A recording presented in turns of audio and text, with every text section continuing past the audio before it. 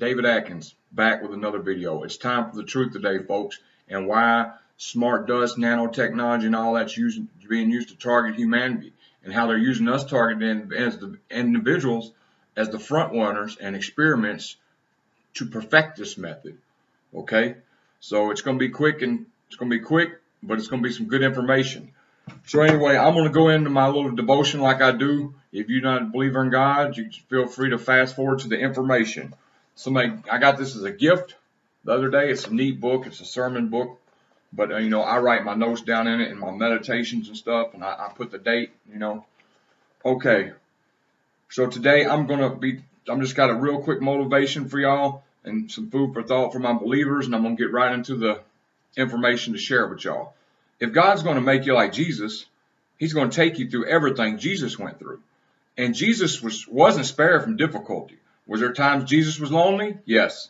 What time when he was misunderstood? Yes. Were there times when Jesus was disappointed by people? Yes. Were there times when he was tempted to be discouraged and give up? Yes. Were there times when he was just tempted? Yes.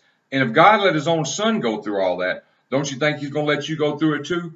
Because God's he's more interested in your character than your comfort. And the verse I found that goes along with that, Ephesians 4:22 through 24, that you put off concerning your former conduct, the old man which grows corrupt according to the deceitful lust, and be renewed in the spirit of your mind, that you put on the new man which was created according to God in true righteousness and holiness. So, God's interested in our character. So sometimes, I know us believers, we'd be like, man, God, why am I targeted? Why am I going through? Why am I getting hit with direct energy weapons? Why am I getting gang stalked? Why are people trying to kill me? You know what I'm saying? And, I guess it's to persevere. Like, I came up with that this morning. So, I feel like he wants us to build our character. He wants us to stand strong in all this and learn from our mistakes also. If we make mistakes, learn from them. Build our character. Okay, here we go. And they're trying to freeze my screen. Okay, here we go.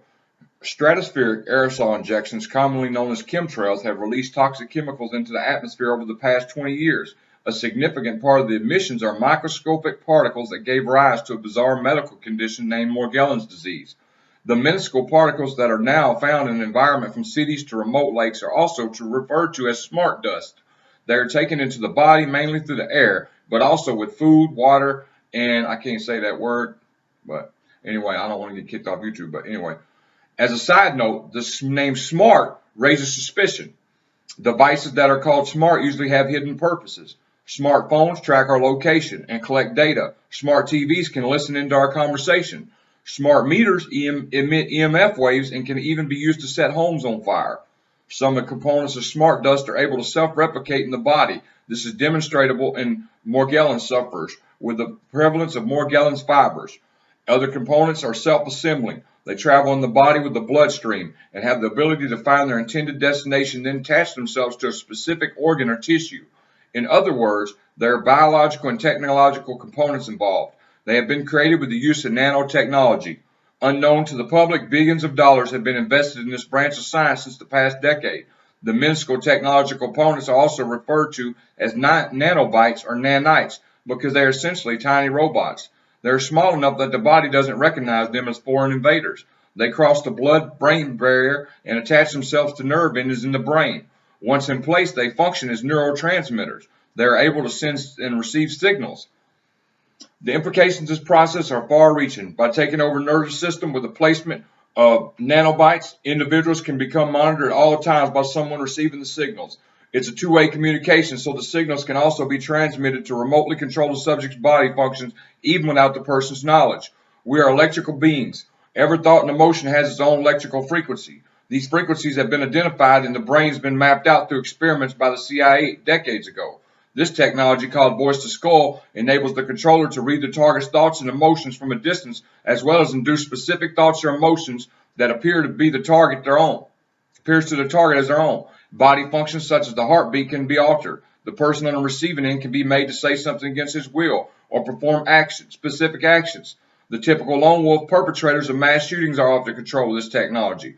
Experiments are being done on many people, the population, who are called targeted individuals. These persons are under 24-hour surveillance, constantly harassed, deprived of sleep, and made to say or do things against their will. Directed energy weapons are also used on them to cause physical pain and gang stalking in public places.